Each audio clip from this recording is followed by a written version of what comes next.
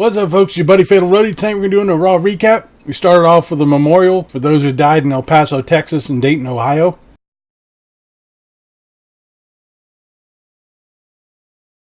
Then we got Samoa Joe standing on the commentary table talking about being accused for the Roman Reigns accident and that he demands an apology. Quick to the point, we go on to our first match. Becky Lynch and Charlotte Flair versus Natalya and Trish Stratus. This was alright, wasn't a bad match. Becky Lynch hard tags herself in. Charlotte Flair takes exception to it, levels her, walks out. Natalya gets a sharpshooter on her. Becky grabs the ropes. Natalya won't let go of the hold and gets disqualified. We then have Rey Mysterio versus Andrade Cien Almas. This was a fast-paced match. I could watch these two over and over. There was a ton of action, a ton of near falls. Zelina Vega interferes. Andrade hits the hammerlock DDT and gets the pin. In an earlier segment, we go to an OBGYN where Mike Kanellis gets the 24/7 title, pinning Maria. As he's leaving the OBGYN, R-Truth shows up, pins Mike Kanellis, and is once again 24/7 champion. We then have Brock Lesnar and Paul Heyman coming out. Heyman runs his mouth like normal. We have a recap of the Brock Lesnar beatdown.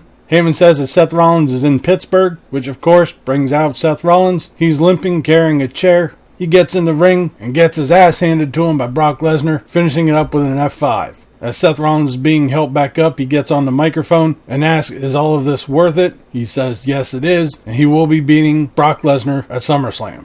In a backstage interview with Kurt Angle, he's approached by WWE hype men, the Street Profits. After a bit, Drew McIntyre comes in and tells Kurt Angle that he better call it down the middle. We then have the Viking Raiders versus a bunch of jobbers. Guess what? Viking Raiders won. We then have a memorial for Harley Race, who passed away earlier this weekend.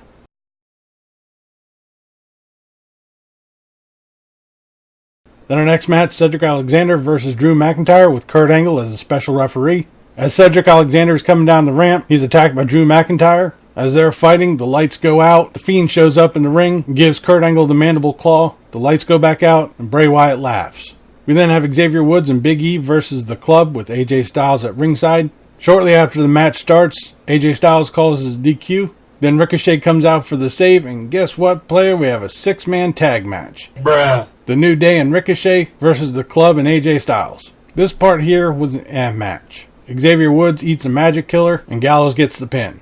After yet another Roman Reigns recap, Samoa Joe comes out, and he's going to shut down Raw. Joe demands an apology, then one of the stagehands tells him that Roman Reigns is pulling into the parking lot, so Samoa Joe leaves the ring to go meet him out in the parking lot. As he approaches Roman Reigns, they start throwing words, and then a car comes out of nowhere and hits Roman Reigns' car. The final match of the night, we have the Kabuki Warriors versus the Iconics versus Mandy Rose and Sonya Deville versus Alexa Bliss and Nikki Cross in a fatal 4-way elimination match for the women's tag team title. This wasn't bad, the usual chaos in a fatal 4-way. Mandy Rose eliminates Billie Kay, which guarantees we're going to have new tag champions. Mandy Rose taps out to an Asuka lock, and Alexa Bliss hits Twisted Bliss on Kairi Sane, so Nikki Cross and Alexa Bliss are new women's tag team champions. Let's hope we can elevate these titles and showcase them instead of sticking them in the closet of obscurity. We then go to our final segment of the night, Miz TV. This is going to be the contract signing for The Miz and Dolph Ziggler. He introduces Shawn Michaels and then Dolph Ziggler. Ziggler gets on the microphone, he bitches and whines like he always does, signs his contract. The Miz tells him he's going to be thrilled when he gets his hands on him next week on Raw. What? Dolph looks a little confused. And The Miz tells him, well, I guess you didn't read the fine print. You're not going to be facing me at SummerSlam. You're going to be facing this guy. Goldberg comes out. Ziggler gets out of Dodge. Goldberg signs a contract, gets on the microphone, and says that Dolph is going to be next. As Ziggler goes up the ramp, he eats Sweet Chin music from Shawn Michaels, and we end tonight's Raw.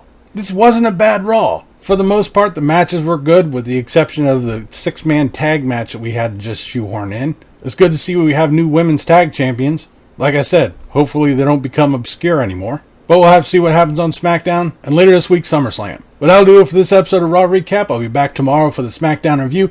Leave a comment down below what you thought of tonight's Raw, what you thought about this video. If you liked it, please give me a thumbs up. Don't forget to share and subscribe. I've been Fatalroadie. You've been awesome. Thank you very much for watching. And remember, if it's too loud, you're too old. See ya.